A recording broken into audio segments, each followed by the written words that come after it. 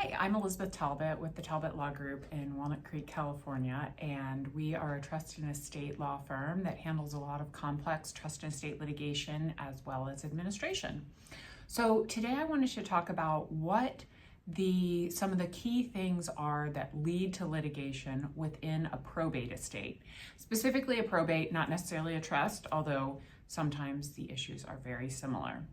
So the first thing, and probably the most common thing that people call us about, is beneficiaries to an estate who are not getting any communication from the administrator or the executor of the estate, or their attorney if they have one.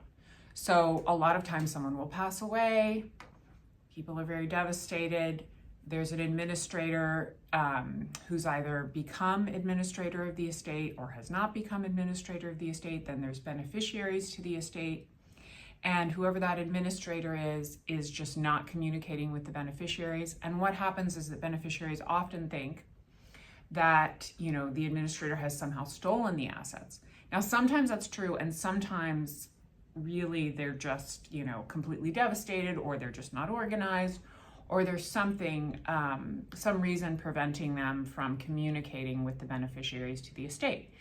In which case it can be very helpful to get an attorney involved, because often once you have an attorney involved and the attorney reaches out instead of the beneficiary, the administrator will either get their own attorney or begin to take, if they already have an attorney, they will begin to take the beneficiary's questions and needs more urgently, and an attorney representing the beneficiary can motivate the administrator to actually get things done.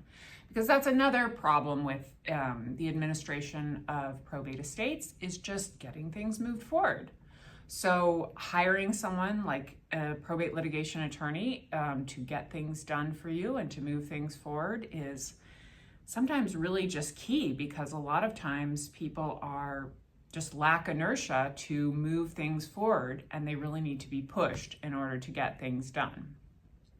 And of course, sometimes there has been misappropriation of funds or that kind of thing. So anyway, that's the first thing I wanted to talk about that can lead to litigation. Probably one of the main, probably one of the most common things we see is just lack of communication to beneficiaries in a probate estate. Thank you very much.